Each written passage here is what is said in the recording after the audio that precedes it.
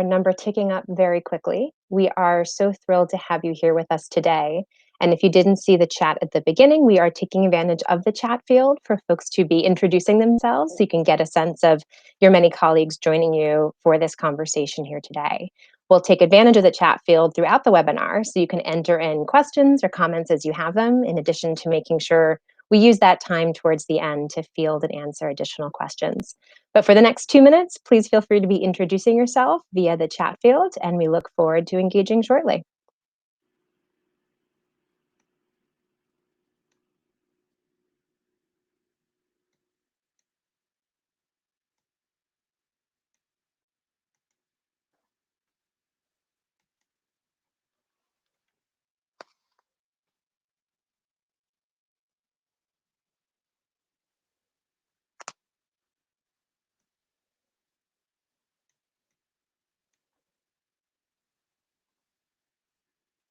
Welcome, folks. I see a lot of additional people joining us quickly now as we get to 5 after the hour. We'll take 1 additional minute to make sure more folks have the chance to log in. As I mentioned, please take advantage of the public chat on your screen to introduce yourself. And you'll see there is also a Q&A field where you can enter in questions throughout that we will be able to gather and to make sure we have the chance to respond to as well.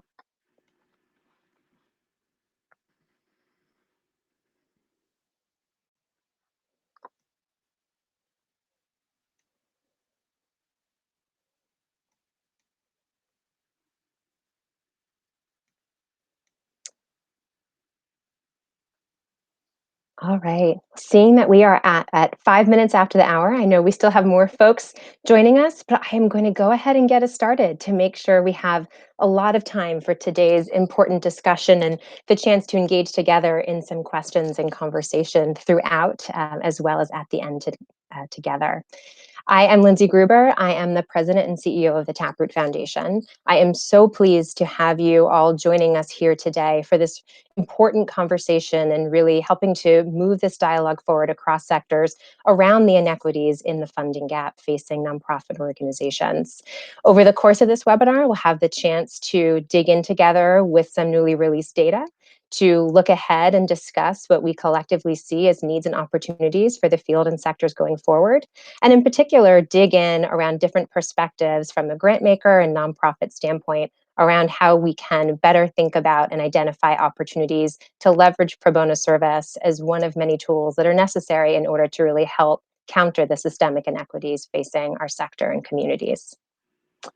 So with that, I will advance us through. For folks who have just joined, I'll make one more public service announcement to please do go ahead and introduce yourself in the public chat and take advantage of the Q&A field as well to submit questions. We absolutely want to make this as interactive a discussion as possible, as if we were all able to be sitting in the room together, and look forward to making sure we have that opportunity. Along those lines, I want to give you the chance to get to know our various presenters. We will get even more in depth together in our introductions as we get into this work. But first off, I will say a big thank you and welcome to my colleagues on my Brady Bunch screen here. As I mentioned, I am Lindsay Gruber, the president and CEO of the Taproot Foundation.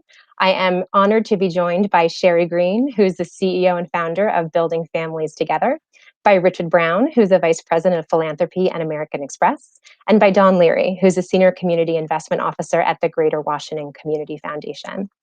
We will be using our time together today in a few different ways, digging in, as I mentioned, around some important data and level setting in our shared understanding together of the topic at hand, having the chance to actually dig in more with voices from the field around examples from real life experiences behind the data you see here, and talking through the role of grant makers and the opportunity to dig in together with Q&A and hopefully bring all of these pieces together in a way that can really prompt your own thinking and choices as we move forward in this work together.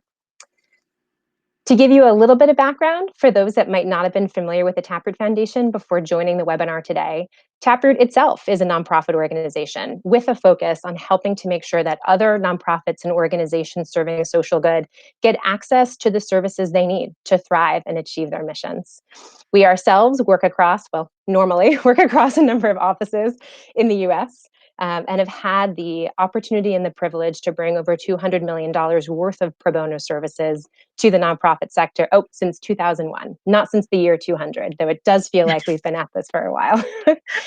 And in addition to the work that we do that's generously funded by our funders and partners, we also work directly with many Fortune 500 companies and other institutions to also help build and bring to life pro bono programming, leveraging their employees to support the community as well.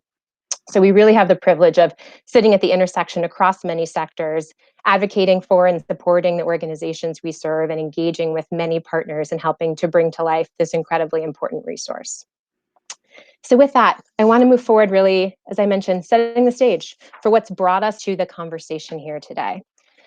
And I know a lot of what I'll bring up is not new information, not new news to folks joining us on this call.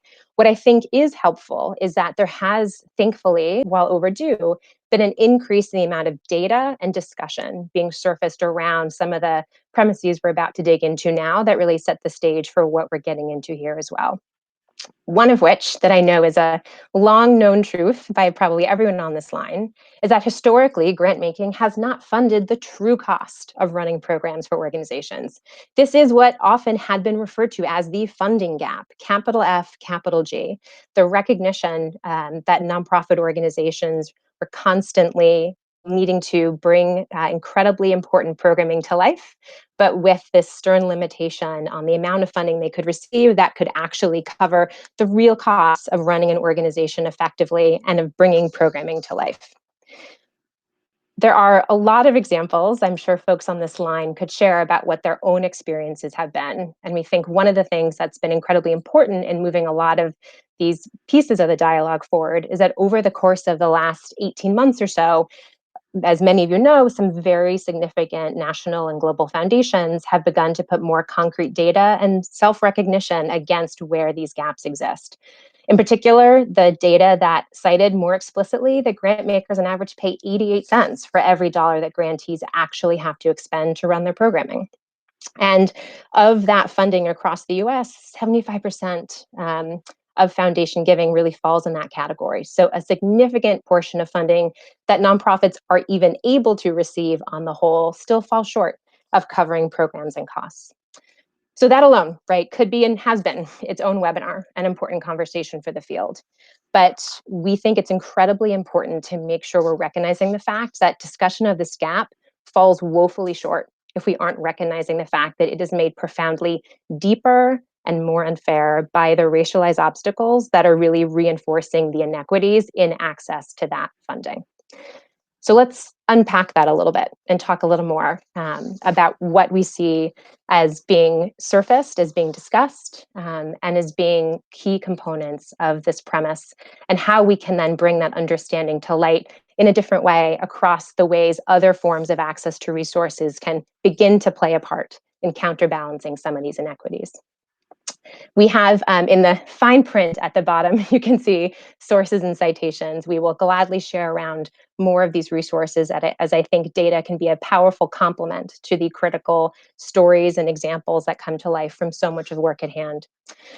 But one incredibly important truth that I think folks on this line should all be aware of, and is important to state right off the bat, is that nonprofit leaders of color, in particular, are disproportionately able to access funding in the nonprofit sector, full stop. And there are so many components that are relevant there, but a few additional pieces I want to bring to life across data that has also been cited and shared even just over the course of the last several months, is that when we bring these two pieces together, the gap of nonprofit funding that we discussed before, and the overall challenge of nonprofits to even be able to cover their full cost of their programming, compounded by how difficult it is to even gain equitable access to programming, are a few other key points. One is that organizations that were able to receive grants to cover the full cost of their coverage were cited through studies to actually be more related to the organizational leader's social and relationship capital and access to sophisticated financial workarounds than to an organization's impact. I want you to read that again. Studies have shown that for organizations that were able to receive funding from foundations that did cover the full cost of their programming, cited that it was less linked to questions and results around the organization's impact than it was to the social and relationship capital of the organization and its leader. And you combine that now with the really important and consistent fact that it has in particular been cited through the Race to Lead data that came out 2 years ago and was updated again just over the course of the last few months, that lack of access to social capital and networks were cited as two of the primary factors compounding inequitable resources for non-white leaders of nonprofit organizations. So we both have this recognition that the ability to even receive funding that can cover the full cost of an organization's programming seems to be pretty explicitly linked to factors that are also consistently cited as factors compounding the inequitable access to resources for non-white leaders of organizations. This slide could be filled with so many other data points. We want to start by tacking on a few here that can help set the foundation for some of the different elements of this that, as I mentioned, we want to unpack and provide some more context around in order to then reflect and look forward with the types of support and changes that we think can help counterbalance some access of these. One is that CEP, the Center for Effective Philanthropy, actually just released some updated data over the course of the last week that also includes recognition that the most common factor considered among foundations when deciding whether to provide multi-year general operating support to an organization is their existing relationship with a grantee. That's understandable. That's part of a consistent, regular process. But what it also speaks to is the fact that you have to already have your foot in the door in order to be able to have access to the longer term general operating support that's more likely to help support and sustain an organization. So we've already established that there are barriers to any organization's ability to cover its funding, then barriers that are compounded substantially by these systemic and longstanding areas of inequity in accessing funding in the first place. And now we look forward and need to think about what that means in the way organizations serving different communities and organizations led by people of color can think through the challenges ahead, and in particular, and most importantly, how organizations, whether it's grant makers or intermediaries like the Taproot Foundation, can think about the choices we make in our programming and our program design that can counterbalance these issues instead of actually contributing to them. So a few more pieces that are hot off the presses, I think, are helpful to add to this context. We ourselves as an organization helping to support other organizations in the field, we're very intentional in surveying our nonprofits, both at the outset of the COVID-19 pandemic, as well as several months into it, in order to also understand some of the differences in organizations' experience over the course of the pandemic, how it's affected their organization, and what they need looking forward from a pro bono standpoint. But one additional piece we did was then ask some demographic questions in order to see where there might also be different experiences reported by leadership of organizations, and how we can, as a community, better understand what that disproportionate impact looks like and how we should be folding that into the way we're providing resources to the community going forward. So you can see across this data, and I'll speak to it a little bit more in case you are having trouble seeing some of the font within there. I know it might be showing up a little small on some of your screens. But across a number of different inferences here, our results within this also show that organizations led by non-white leaders have been more responsive to community need. Now, that's an inference you can make, but I want to be specific to the data that we're looking at in order to draw this inference. If you look to the left, you can see the organizations that have reported a cancellation of existing programming, with organizations led by non-white leaders having a lower rate there. In addition, then, the launch of new programs is significantly higher among that community, while the reduction of employee hours is lower. In addition, one more data point that showed up across our work is that where there has been some increased funding over the course of the pandemic, that has actually come to organizations led by non-white leaders at a lower percentage. So combine all these pieces, there is a tremendous amount of demand, a tremendous amount of strain on programming and needs without the same proportionate volume of increased funding or of shifts within the hours or employees in order to help support that work. When we then think about the way pro bono as one resource can be valuable in helping to support organizations across these challenges, we think about the construct of the type of the program that would be valuable for an organization leader to actually engage in, as well as the specific need an organization has. So now that we've begun to talk a little bit about some of the types of challenges these organizations are facing, we thought it was also helpful to add 2 additional layers here with regards to the more pro bono specific elements that also surfaced across the surveying of organizations. One is that across the different models, there is a pretty consistent need in looking ahead towards some longer term programming, in addition to that more short term and on demand support, really helping to prepare organizations and leaders to be resilient, not just coming out of crises, but ahead of the next set of crises. And now that we have a sense of what that looks like, it's always helpful to have a bit of a cheat sheet in understanding the types of needs that organizations and organizational leaders are reporting that they have. In this case, not because that differs by who the leader is, because it's helpful to zoom in and understand the changes in need over time, over the course of the pandemic, which is what our resiliency survey was focused on.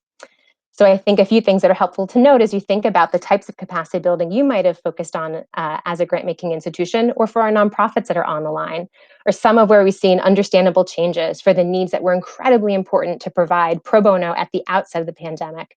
And looking ahead in that next 6 to 12 months category in that orange poll around the types of needs that organizations now anticipate being critical to help them move forward and be more resilient organizations.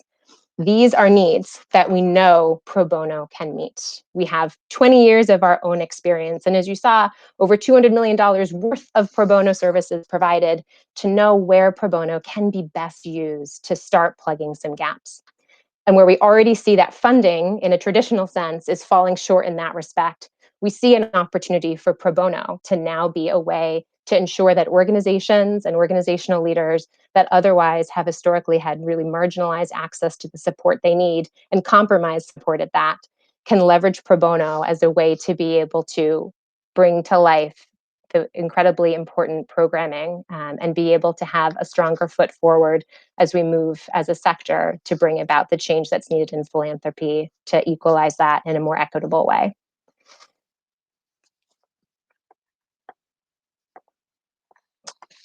So it's great to have data. It's great to talk about articles. I know some folks were inquiring about some of the little citations there at the bottom. We will absolutely provide those out. But what's more valuable is having the chance to talk about this together and to really bring to life stories and examples from leaders in the field who are supporting communities, who have seen these variety of challenges firsthand, and to help move us all forward as we have these conversations and reflect on the ways we can really begin to bring about more change and helping to strengthen the organizations and the leaders that are doing the hard work in serving our communities and helping to bring about the change that we all need. So with that, I am incredibly pleased to be able to bring another voice to the table for the first part of our discussion here.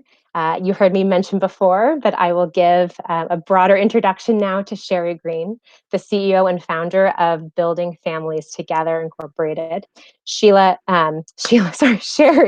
just combined everything together there. Sherry founded Building Families Together in the northwest suburbs of Illinois back in 2016. She has been leveraging pro bono over the course of those last 3 or 4 years as a part of building this incredibly important organization and its mission. Sherry herself has done a tremendous amount of research on recidivism and its impact on our communities, which you'll have the chance to hear more about as we dig into this together. In addition to having a tremendous amount of experience within the issue area she serves, as a community and corrections therapist for 15 years, in addition to her own background with a master's in forensic psychology, pursuing her PhD, and many other incredible things. So first, Sherry, thank you for bringing all of that to the nonprofit sector and to what you're doing with this important work. Thank you for being with us today. Thank you so much for the introduction. Can you hear me okay? Can. Good. Thank you. So I would love first, Sherry, to have you share a little bit for everyone about the mission and focus of Building Families Together. Well, I think what I'm going to do as well is add another data point to your presentation because the population that we serve is not often talked about, if you will, or serviced. So we started Building Families Together specifically for men who are incarcerated and also when they get out of incarceration. So we are helping them to better themselves, which means better men, better fathers. During this time while they're incarcerated, we have a program that helps them to think about what is criminal conduct, what are the coping skills you need, finances, communication. We also even help a few of them build business plans that I learned from Taproot. um, we also really just want to help rebuild family units because fathers are so important inside of the household. And I would mention like good fathers. Um, I think ultimately our end goal here is to break the cycle of recidivism if we can, as most of us know that in America it's about 68% still, but stop the multi-generational incarceration, which means if we can get dad to stop recidivating, hopefully that'll trickle on to the kids. Because statistically, if you have a father incarcerated, your more child is more likely to follow suit. Um, I would also give you a real statistic to kind of put what we do in perspective. So, as we know, that there's a lot of men incarcerated, right? We all got that. We call the children the hidden victims of the incarceration. So in 2018, there was a study done by O'Donnell and Lewter. If you guys want that, I can get that for you. It's spelled Lewter. And what they found that in America, there are 10 million boys growing up without a father. 10 million. That was in 2018. So as we know, recidivism hasn't lowered, right? People didn't stop getting incarcerated. So either that number is about the same or it's higher. So really, everyone, that is why, amongst other things, why we do what we do. Thank you, Sherry. First, thank Yes. you for everything that you've done. I saw one comment already come through saying, wow, all of that in 4 years. And yeah, and you're about to learn a lot more of what Sherry's been able to do and bring to life within that capacity. Um, one of the things I found really powerful from some of our prior discussions is some of what you've observed in your experience with the availability or ease of securing funds for this incredibly important cause. Can you share a little bit about what your experience has been and thinking about supporting the community that you do and looking through traditional pipelines within philanthropy to support that? Thanks, Lindsay. That's a really good question. Honestly, it's very difficult because of the population we serve. Um, as I told you, and I'll tell everyone now, we get a lot of praise from people, foundations, possible donors, which is great. I love people saying, oh, what you do is unique. What you do matters. But that's where it stops, right? The main question then is what I get is, why are you not helping women and why are you not helping children? And I always say, but we are indirectly and sometimes directly, but that's for another conversation. But indirectly, if we're helping the fathers, we're also helping the whole family unit. Um, Securing funding is so important because we want to get our message out there, not only to the general public, but to the fathers who actually need it. And to help them to essentially reintegrate back into society successfully. Our problem is that, and guys, anyone that's listening and has time, please do this. Look up grants for men. Okay, that could be an easy one. Not really. Look up grants for men of color. Now look up grants for men of color who have recently been released.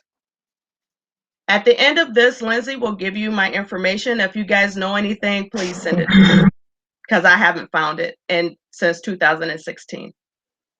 That's the other bullet point that I wanted to add to Lindsay's list. Mm-hmm. And Sherry, would you say that the feedback you've received from funders about the worthiness of your organization, the impressiveness of its programming, has aligned with then the actual response to funding requests? I would say not really, because again, I think what people mostly see is a good. They see me as a humanitarian and a nice person. They've even taken me out to dinner or lunch or bought me coffee and listened to everything I had to say. But it's my cause. Mm. It's not their cause. But everyone loves to hear about the transition of the guys and the low recidivism rate that we haven't had in our program. I mean, it's been great, but the funding has not been there. That's why we've been self-funded since 2016. Yeah. Thanks, Taproot. Just gonna throw that out there. Well, piggybacking on that, can you share with everyone a little bit about what this open access to pro bono services has meant to building families together? In short, again, everyone, we haven't had funding. We get in-kind donations. But as you all know, that you need a website, you need marketing materials, you need branding, you need social media presence, Google ad grants. We're not even going to go into that and everything that mess causes. You need people to help you to find grants or funders. So what Taproot has been able to provide building families together through their open access and pro bono services, honestly, everyone, is sustainability. It's sustainability, survival, growth, and opportunity. Opportunities we wouldn't have otherwise.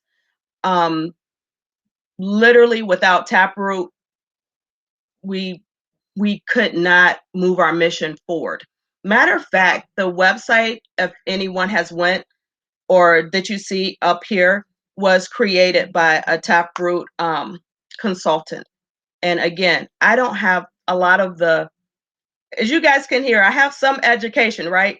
I don't have education in nothing I just said. So I don't know how to do any of that, right? We don't have the money, nor do I know how to do it. Taproot, please help me. And they've been able to help us. So thank you. And for the record, I'm the CEO of this foundation, this organization. I shouldn't be building a website. I don't have experience in that. I'm not a graphic designer. These are all incredibly important needs for any type of organization or institution. And yet somehow uniquely for the nonprofit sector, the onus becomes put on the leaders of the organization to figure it out. And I think there's an incredibly important way here through your example that access to pro bono services can really help jumpstart some of the opportunity to get what one needs in order to then even have the sort of entry pass to get into more of these conversations about securing traditional funding alongside this support. Thank you, Sherry. And I hope those of you listening have gone to the Building Families Together website, the beautiful pro bono website. And I know some folks have already begun asking about ways to get in touch with Sherry. We will absolutely be sharing that with you. We do have more in the end. And as I mentioned, we will be having time for Q&A. I know many of you probably have a lot of thoughts and questions we can dig into more with Sherry. And I'm looking forward to coming back to that as well. Mm-hmm. So thank you, Sherry. Yes, thank you. So one of the aspects, obviously, we touched on a bit here is the importance of capacity building, the importance of supporting the leaders of nonprofit organizations as they look to strengthen the organization's ability to achieve its mission, and the importance of having access to pro bono services, even if you aren't already the grantee of a foundation, of a company, whomever it is, in order to get the support you need. And that's the perfect segue to talking about different aspects, the roles that different types of grant makers can play. And with this, I'm going to shift to Richard Brown, the Vice President of Philanthropy at American Express and longtime partner and supporter of the Taproot Foundation, as well as Pro Bono Week this year. There are many things that I will often highlight with regards to American Express philanthropy. Some of you who are familiar with my work over the years are aware that some of those ads say, I'm not only a president, I'm also a client. I myself am an alumna of the American Express Leadership Academy, which is an incredibly life-changing opportunity for leaders of nonprofit organizations in their own leadership development and across their work. So I praise this and I speak to this from my own experience. And there are two elements in particular among the interesting components of the American Express philanthropy approach to this work that I want to highlight. One is this dedication and awareness of the benefits of investing in nonprofit leadership development, and the way, both with nonprofit leadership development and with pro bono, that American Express philanthropy has been dedicated to pro bono support and capacity building, and in particular, a more open access or sort of broad spectrum approach to the issue areas and organizations that are able to be a part of this and taking advantage of this. So, Richard, would love to have you share a little bit for folks on the line now what the motivations and beliefs are that have really inspired and sustained American Express Philanthropy's dedication to nonprofit leadership development, and in particular, that approach for being able to support leaders across such a wide spectrum of issue areas. Well, thank you, Lindsay, for having me on today. It's great to be on with you and Sherry and Dawn this afternoon here in New York. That's where I'm based. And I do want to just start by saying, American Express has been around for a good number of years, actually 170 years, in fact. And so we have been in communities, particularly New York, because we're founded and headquartered currently in New York. But we have employees that are based throughout the U.S. and actually throughout the world. There's 65,000 employees throughout the world that work for American Express. And all those individuals, all those 65 people, live in communities. And so for us, the dedication, the commitment to our communities is real. We've been around. It's something that's important to us. It's part of our values to give back to the community. And even before I worked for Amex, I've worked at a number of different companies over the last 30 or so years. The dedication to community, the way it's integrated and really weaved into what the company is all about is really kind of the foundation for why I think supporting leaders in the nonprofit sector is so important. We see leadership development in the sector as being critical, the same way we see leadership in our own business as being critical. So we essentially, through our philanthropy and through our Developing Leaders program, have taken the values and the importance of developing talent and developing leadership to the communities where we operate. And we think it's critical, and I'm not the only one. It's a top-down situation where our leaders think it's important as well, including our CEO and chairman. And so our grant-making program in leadership development is really all about developing the talent of the current and the next generation of leaders in the nonprofit sector. And we do that by supporting primarily the emerging talent in the sector. So our focus is mostly on those folks who are up and coming in the sector, who are going to either, or who are currently new to their position if they're the CEO, but people who may be aspiring to be in that CEO role, or maybe not necessarily the CEO, but perhaps somebody in the executive team who is making decisions and who are making things happen for a nonprofit organization. And so our focus is there because we think it's important to develop that next generation, because I know this is going to sound funny, but eventually the baby boomers will be retiring. I'm one of them. And so when that happens, we want to make sure that there is going to be a cadre of leaders who will be able to step into those roles and to lead those organizations, because we all know how important the nonprofit sector is to delivering services and supporting our communities. And so it's important that those emerging leaders who are going to be filling those roles are trained, and they have the skills and the ability to influence and the ability to network and be able to fundraise. I mean, we heard from Sherry the important part of fundraising and also the networking aspect too. How do you develop those relationships? How do you have access to folks who are the grant makers so that you can have the ability to fundraise? And so all of those types of those skills are part of the programs that we fund. And you mentioned the academy. The academy is a very important part of our leadership portfolio. It's a critical part of our programming, but we also support a number of other organizations outside of our 10 partners that are part of our academy that support programs in the U.S. and around the world that are bringing up folks who are interested in leading, interested in being successful in the nonprofit sector. And so I would just to say it's a critical part of what we do. We see it as a critical part of the sector. We think it's important to build the capacity and the capabilities of leaders so that they can lead nonprofit organizations that are the backbone of our communities and our society.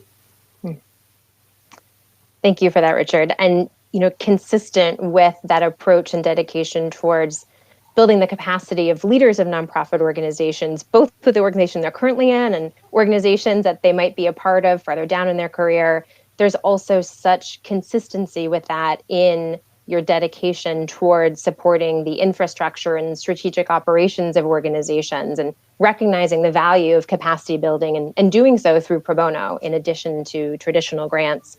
And there are two programs in particular. American Express's Serve Together Consulting Challenge, which is robust scope pro bono project with teams of subject matter experts from American Express and some of your core areas of expertise, as well as supporting both the development of, and then for many years now, the delivery of many of Taproot's pro bono speed consulting models in digging in and helping to make sure organizations and organizational leaders can get easy access to quick consultations with subject matter experts. So I'd love to start with the latter there a little bit around your support of pro bono speed consulting and talking a little bit about the driving idea behind it and why it's important to help make sure that leaders get access to the type of consultation they need in order to help move their organization forward. Well, yeah, so I'm a big proponent of pro bono consulting. I think that the ability for a nonprofit organization to get that level of expertise, and it's given that it's going to be free, and that's part of the pro bono part. That is so critical because there are, as has been mentioned, there are definitely tools and skills that nonprofit organizations and leaders in the nonprofit sector need that can be offered by experts in the community. And speaking about leaders in the sector, a lot of nonprofit sector leaders come to it with an amazing amount of passion and devotion to a particular cause. And I think Sherry's a really good example of somebody who brings significant amount of passion to her work, but she admitted that she doesn't know. I don't know how to build a website. I don't know how to do the financial aspect of accounting, and some of those challenging issues are things that folks need help with. And if you didn't go to school or if you didn't take a course in it, and you want to excel in those things, you want your organization to be able to take advantage of it. Pro bono is really the way to do that. And so, over the last 7 years, American Express has funded open access pro bono speed consulting and have had engaged over 200 organizations with a value of over $500,000. And so that's a gift that is, I don't know, is quite as good as cash. I still think cash is king. But I think the ability to receive pro bono consulting and to have that expertise that really provides an organization with a boost and with a lift up is essential. And I just think it's caught on like wildfire. I mean, I think this is an area of volunteerism that has really taken off. And I think people really like the ability to help an organization that they may have a passion for, but provide them with experience and with technical assistance in particular that they're actually quite good at. In a skill that they actually have that they think they're really adding value and having a real impact with the organization that they're providing the pro bono to. So I think I think volunteering in general is fabulous. I think we all should do it. but the ability to do pro bono and to offer an experience, an expertise that you have, that really is a next level type of volunteering. And I'm just so delighted that Amex has been able to partner with Taproot to provide this through this speed, I like to call it speed dating consulting, but I guess that's not necessarily appropriate. And I'll bring in a theme that's shown up across a couple questions here as well, because I think it speaks so well to this question of models, which folks also saw from some data earlier on, recognizing that some of the longer term, more robust pro bono consulting projects might require more bandwidth from within the nonprofit organization than every organization at every moment might be equipped to provide. And that's where I think the recognition from American Express in partnership with Taproot that there needs to be a diversity of ways of engaging, in addition to the types of needs that are being addressed, is so incredibly important. Because with regards to the question that was posed, with speed consulting, it's an opportunity for an organizational leader to spend a half day, used to be in person, now it's online, having 1 hour consultation sessions, rotating between 3 of them with a subject matter expert in marketing, in HR, in finance, whatever it might be. Yeah. And getting that diagnostic support, which is very different than needing to already know what your need is and get into a deep dive project. And to that end, last piece I think is really helpful to shine a light on, especially for our corporate grant makers in the audience, before moving on to Dawnn and our example of community foundations, is thinking about American Express's own signature pro bono program, your Serve Together Consulting Challenge, where you have a chance to engage your own employees in the delivery of pro bono. And I'll toot your horn a little bit here, but over the course of the last 10 years or so, that's almost $9 million worth of pro bono that has come out of that program into the sector.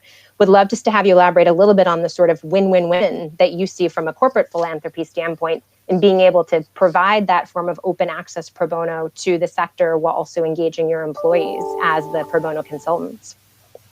No, that's it. That's what it is. It's a win-win-win. I mean, this is a situation where Taproot has the opportunity to participate in a challenge where we have nonprofit organizations, many of them groups that we have funded or funded in the past, and providing them with a real experience with our employees. And so we get tremendous support and tremendous participation from our leaders, from our employees, not necessarily top of the house, but managers and directors who are very interested and have a passion to give back to the community, but don't necessarily know how to channel that expertise. And so the pro bono consulting challenge allows them to leverage their expertise, like I talked about. These are folks who are, American Express is essentially a building full of marketers. We are a marketer. That's what we do for a living, essentially. And so we have these folks who have this amazing talent of being able to provide a very needed skill in the nonprofit sector. And I think Sherry mentioned this too, the issue of marketing and marketing yourself and being able to brand yourself in a way that you're recognizable and distinguish yourself. And so we have folks on our teams who are really good at this. And so being able to leverage that is a win for our employees. And obviously facilitating that and allowing that is a win for the company. And so this challenge is a really important part of our offer, not just to the community, but to our employees themselves who are enthusiastically supporting this program by volunteering. Now, this year we had to do it differently because COVID seemed to kind of changed everything around. So we did a 1-day deep dive with a nonprofit organization with a team of employees. In the past, it's been over, I believe it's a 10-week period that folks would be involved, and they develop a program with develop a project with the nonprofit, and a select number of them actually received a $25,000 gift in addition to the pro bono, kind of to implement that particular program. So,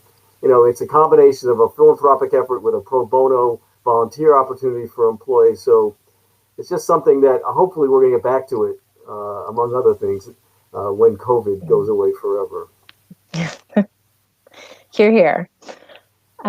And I'd love to turn to Dawnn Leary now, who's the Senior Community Investment Officer with the Greater Washington Community Foundation and a fund within it.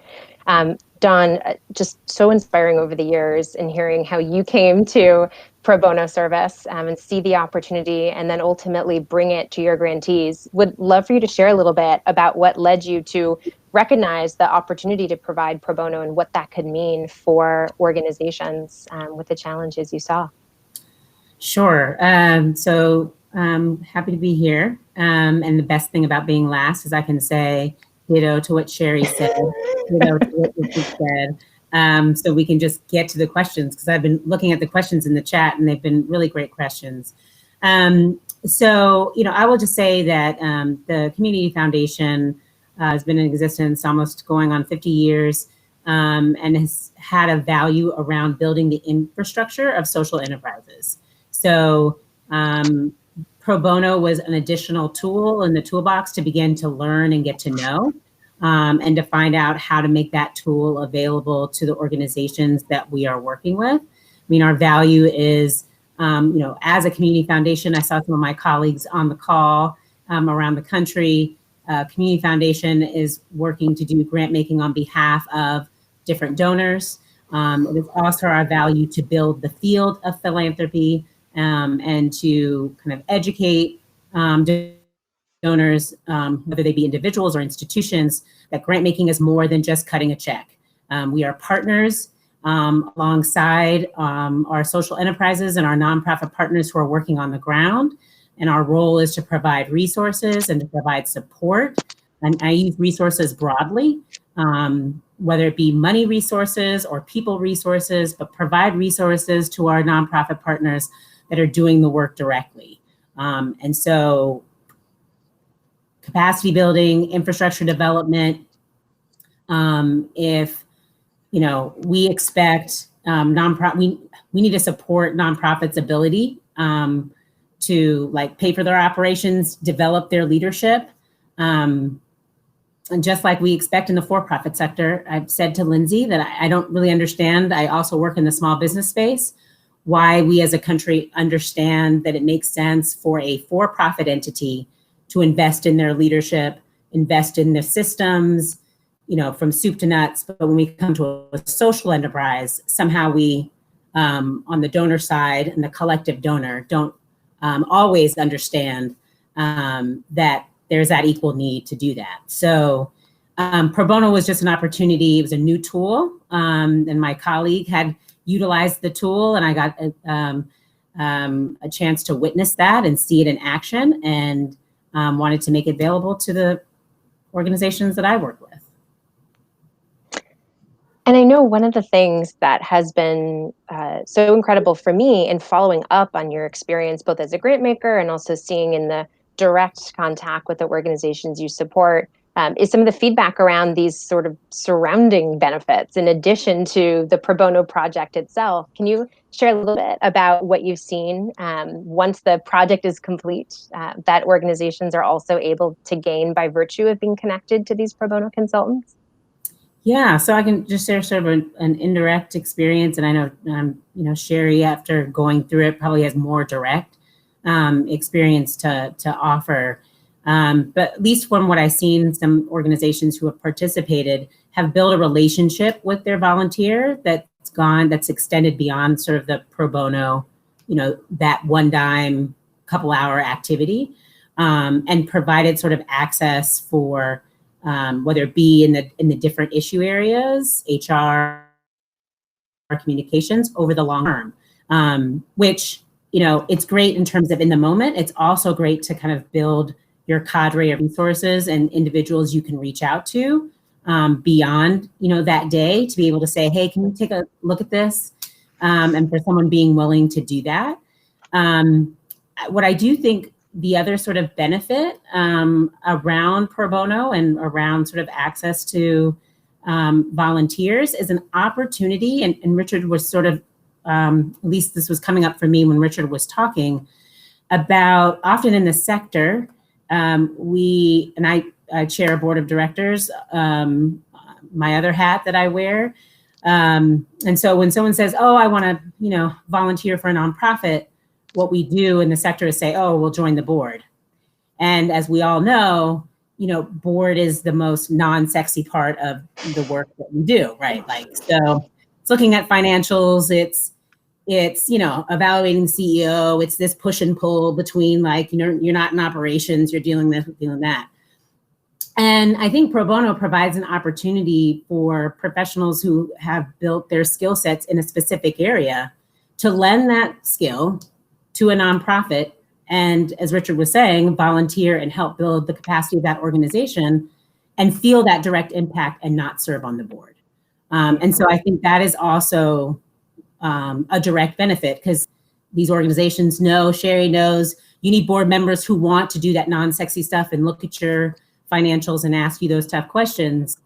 And a lot of individuals, they want to feel like they can help, and board is just not that fit. But I think pro bono provides an opportunity for that. I think that's so true. And it connects back in a lot of ways to some of what came up at the outset around this underrepresentation of social capital and connection to networks, and what it means to then be instantly connected to subject matter experts by virtue of partnering together through pro bono work and having that add to and complement the other areas of support.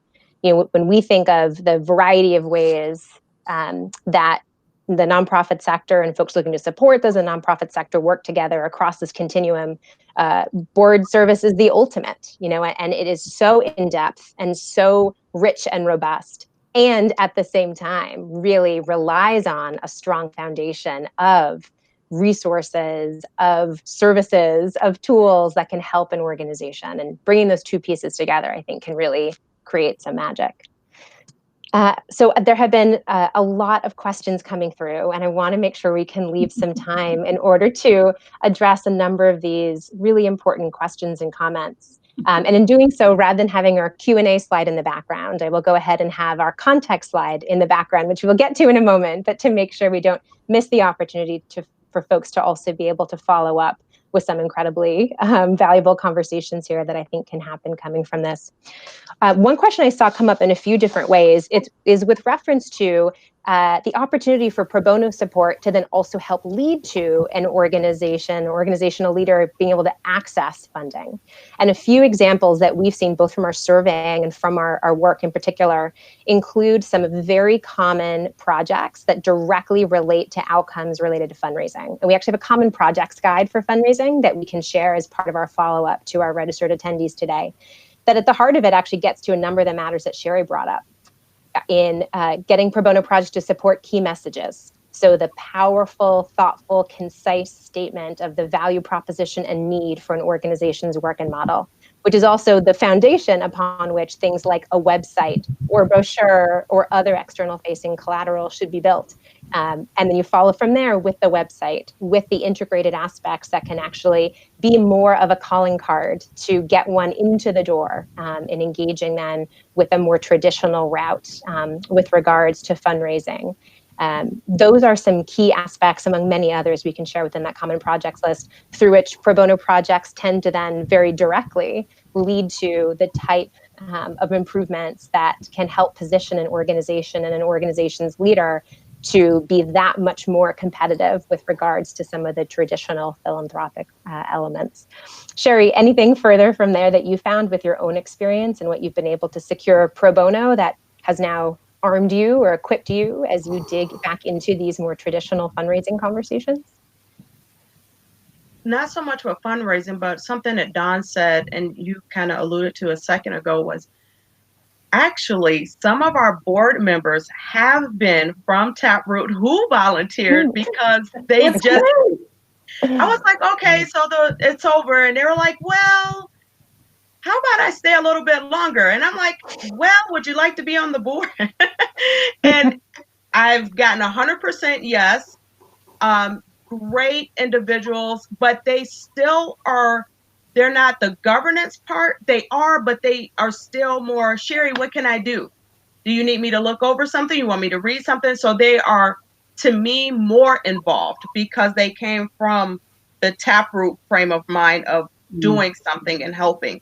So it's been fun. And I'm thinking of maybe about 5 of my volunteers, and I still have about 7 that still reach out to me. I still reach out to them, and they still help me whenever I need it. So guys, it's professionals that are helping you, and once they start, it's usually they just stay.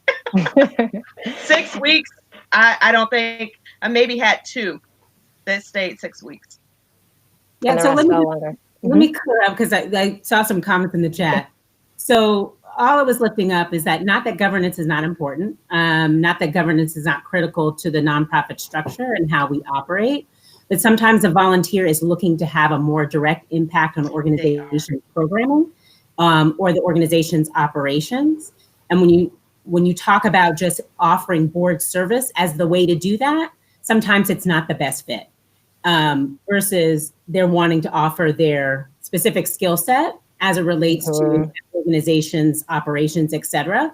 And so sometimes you have a mismatch because there is it is not sexy. Doesn't mean it's not critical, just means it's not the fun stuff where I get to work with the resident or I get to see sort of the direct impact. It's reading a financial, critical, not as much fun. But yeah, just lifting up that sometimes pro bono provides a different opportunity for folks to volunteer than the board. Yeah. And before my colleague Cameron closes this out, I'll connect that back to one of the other questions that came up too, with regards to the bandwidth to manage pro bono.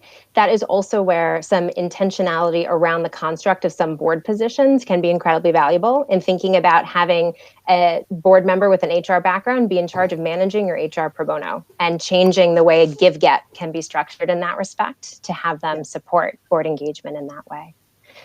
So I want to be respectful of time. I know we're about to come up right on the hour here. My colleague, Cameron Barnes, who you received the invitation from, most likely if you're a part of this call, will hopefully be able to turn his mic and camera on if the powers of technology allow us to do so. This is suspenseful. Here we are. Cameron. Hey folks. So thanks so much for joining us, everybody. So appreciate you joining us and taking part in this conversation. So important for our communities and for our nonprofit leaders.